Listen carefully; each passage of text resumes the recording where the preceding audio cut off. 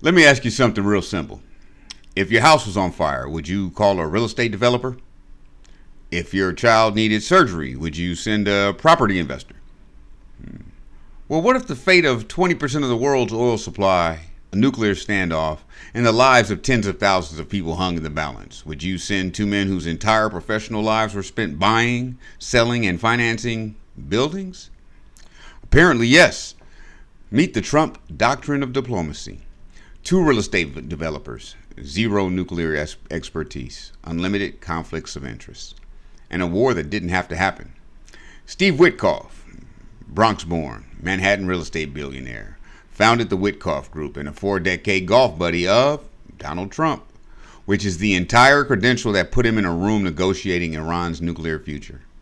No foreign service background, no intelligence background, no arms control training. A senior Israeli diplomat told Haaretz anonymously, Witkoff isn't a diplomat. He has no interest in diplomatic manners or protocols. He's a businessman who charges ahead unusually aggressively. But the relationships run deep. He counted Netanyahu as a close personal ally, attending his 2024 address to Congress and calling it epic to be in that room. He described pro-Israel megadonor Miriam Adelson, one of the most powerful pro-Israel political forces in American history, as a dear friend. When Biden briefly paused bombs to Israel, Witkoff immediately used that pause to fundraise for Trump from pro-Israel donors. And then there's the pager. Witkoff carries a custom pager gifted to him personally by Netanyahu and senior Mossad officials. A direct reference to the Israeli operation that remotely detonated devices to kill Hezbollah operatives. This is the souvenir Netanyahu chose to give America's peace envoy. That's not a coincidence. That's a credential. Just not the kind that belongs at a diplomatic table. While he was shuttling as his envoy, his son was simultaneously soliciting billions from the same Gulf governments his father was negotiating with. Forbes reported this month that Witkoff's personal wealth grew 15% during his single year in the administration. Peace through real estate, literally. Jared Kushner, son-in-law, real estate, but let's go deeper than the headline. Netanyahu didn't just know the Kushner family. He stayed in their home, slept in young Jared's bedroom during visits to the United States. That is not a political relationship. That is a family relationship built over decades before Jared Kushner ever set foot in the White House. Career security specialists rejected his clearance application twice, flagging foreign influence and financial entanglements. Overruled by a political appointee. The CIA reviewed his file and still refused to grant him access to sensitive compartmented information, the most classified material in the government, the transcripts of intercepted foreign communications, the intelligence that would actually matter sitting across from Iran's nuclear negotiating team.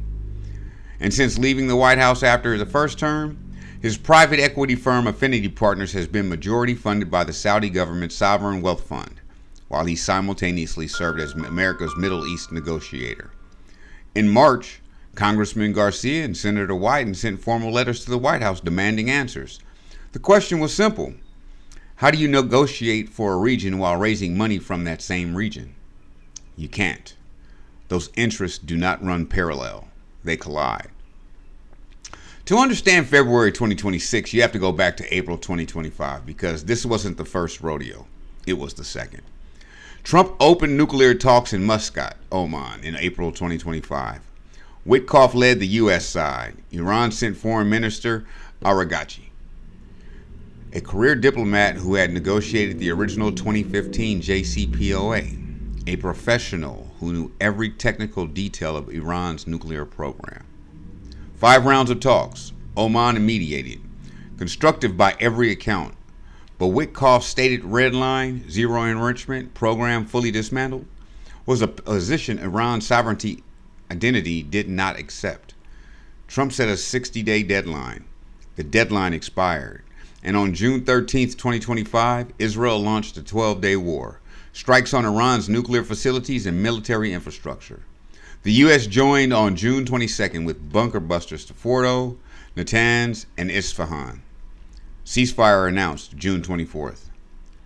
But Iran still had enriched uranium. A Defense Intelligence Agency report assessed Iran had moved much of its stockpile before the strikes landed. The program was damaged, yes, not destroyed. No deal. A pause. And into that pause, the same two men were sent again. By February 2026, Iran's economy was in free fall. Currency collapsed. Protests spread across the country.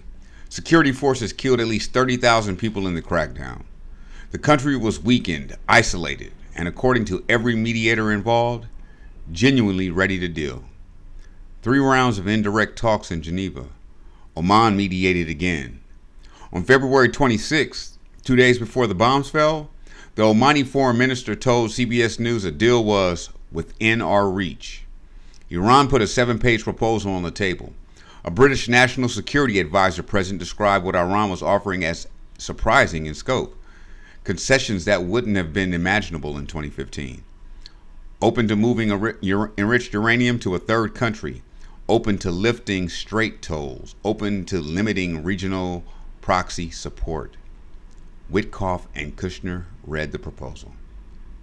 Then Witkoff told reporters, 7 days into the war that followed, that Iran had bragged about having enriched uranium enough for 11 nuclear bombs. That they said, quote, "We're not going to give you diplomatically what you could take military." Neutral third parties present at those talks told responsible statecraft that claim was flatly inaccurate. What Iran actually said was that all that material can all go away should we have a deal. Witkoff took a statement of diplomatic willingness and reported it to Trump as a weapons threat. The Omani foreign minister, so alarmed by what he was watching, flew personally to Washington to warn the White House before the strikes landed. He had watched a deal get murdered in real time. He flew to stop it. He was ignored. 48 hours after Geneva, the bombs fell.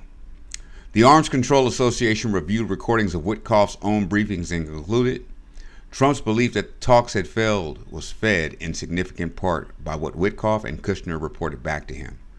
Foreign Policy magazine called it plainly, Witkoff and Kushner played out a deception strategy, performing a negotiation while the war was already being planned. Not incompetence, deception. Which brings us to Islamabad, April 11th through 12th, the most senior direct U.S.-Iran contact since the 1979 revolution. 21 hours. Vance across from Aragachi. And Kushner and Witkoff in the room. Al-Majala reported that Iran built genuine rapport with Vance during those sessions.